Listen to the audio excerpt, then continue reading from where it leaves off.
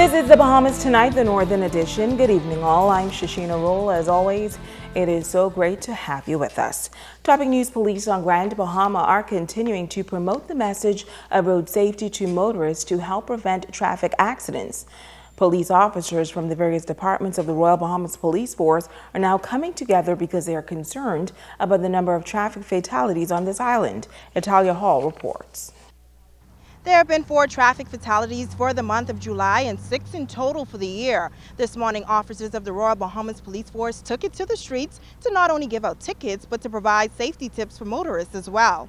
Our objective is to sensitize the motoring public in an effort that they may be able to reduce the speeds on our street.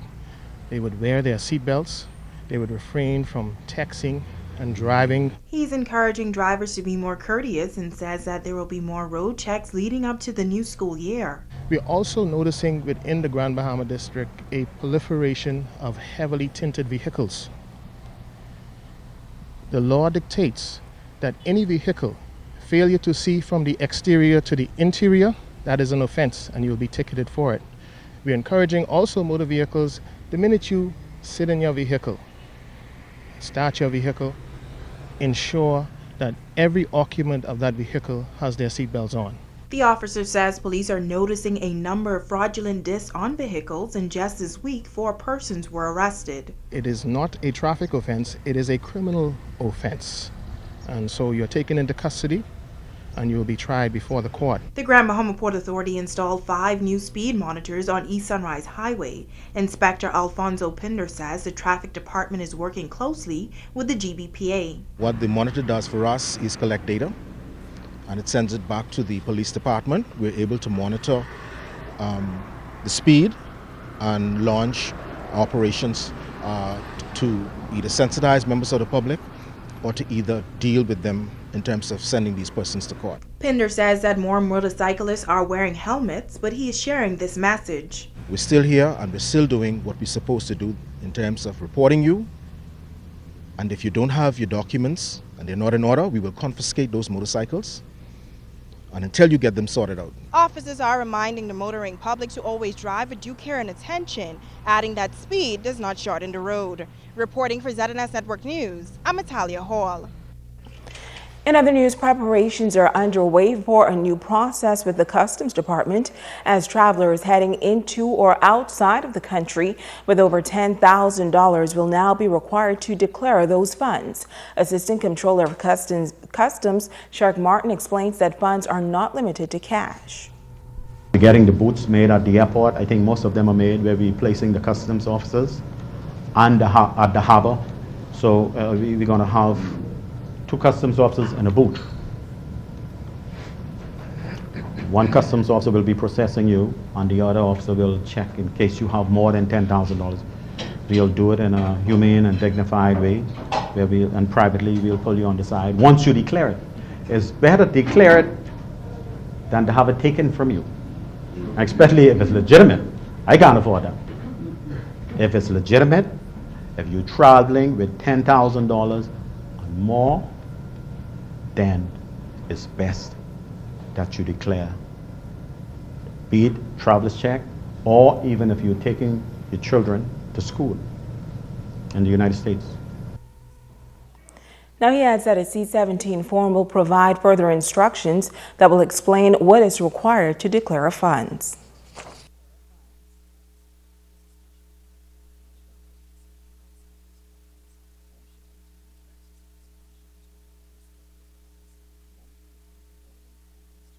If it's still in existence, for those who you like to play to New York and travel with a huge amount of cash going out, you will have to declare those. If it's $10,000 and more, you will have to declare it. And we have a legislator right here in our midst, because the Financial Action Task Force, they're going to ask you, what sort of strengths do you have in your system, in the financial system, that you allow persons to take out these sums of money and there's no checks and balances. Now, once again, a time has not yet been set as to when the new traveler's currency declaration will take effect. Well, it's been just over a month now since the opening of Zipline Bahamas. The entertainment facility that targets visitors and residents alike continues to unfold. Tonight, Cleopatra Murphy tells us that company officials are pleased with the progress to date. Locals and tourists alike are flocking to the Pirates Cove theme park on Taino Beach to take advantage of the island's newest entertainment option that offers everything from kayaking to banana boat rides.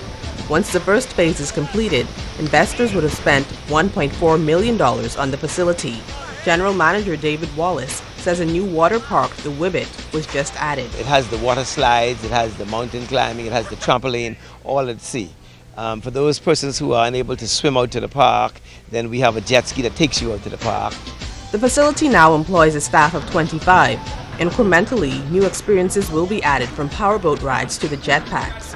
A major feature is expected to be completed by year's end. The zipline consultant arrives on the island on the 8th of July, and so sometime within the month between July and August, we believe we are going to start with the tower, the construction towers of the zipline. That, I think, is going to add and help this project. Although just about a month old, Wallace says Pirates Cove is getting rave reviews. Orlando resident Belshazzar Bonzil gave his endorsement. I'm super amazed. I'm like taking everything in as much as I can. I realized how much progress was going on, and I was pointed to Mr. Wallace as the man, as far as like the man behind the scenes with the vision to build up and serve more people basically on this part of the beach. It's beautiful what's taking place. Wallace says he is proud of the Bahamian-owned and operated project and only sees future growth. He says it has also provided Grand Bahama with a needed economic injection. We believe once we are completed with the zip line and the water park phase, we'll have well over 60 persons employed. Many of the persons were not working at the time. Some of them left their jobs to come to work with us.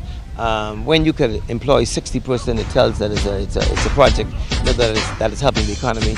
Wallace says this project, most importantly, offers Bahamians an affordable theme park option, eliminating the need to travel for an expensive overseas trip. Cleopatra Murphy, ZNS Network News. In news from the crime beat, police officials hauling a Grand Bahama man to court on the charge of murder. 43-year-old Trevor Williams was arraigned before Magistrate Court Number 3. He was not required to enter a plea. Police say Williams has been charged with the island's latest murder, which occurred on Drake Avenue this past Tuesday. As you may recall, officers were called to an apartment complex where a 46-year-old male was found stabbed to death. Williams was remanded to the Bahamas Department of Correctional Services, and the matter was adjourned to December 6th for trial. And once again, police officials are appealing to the public to assist in the capture of two wanted men. The first, 20-year-old Jamarico Christopher Gardner, aka Jamarico Gardner, of number 73 Coral Reef Estates, number 2. He is wanted by the Central Detective Unit for murder and is considered armed and extremely dangerous. He is 5 feet 8 inches tall, 140 pounds, of medium brown complexion, and is of average build. And Grand Bahama Police also needs your help in locating 30-year-old Desmond Mondello Wilson, aka Dazzy Black Boy, who is wanted for murder and armed robbery in Grand Bahama. He is described as standing at 5 feet 10 inches in height, weighing between 230 to 250 pounds, dark brown complexion, heavy built with locks. Now, his last known address is Crooked Island Street, New Providence. Police say he is also considered armed and extremely dangerous, and if Wilson is seen, you are not to approach, but to contact the police in Grand Bahama at telephone numbers 350-3107 through 12, Crime Stoppers, that is, at telephone numbers 352-1919, 350-3125, or 6-911-919, or you may call your nearest police station. Stay with us. The Bahamas Tonight, the Northern Edition, continues right after this.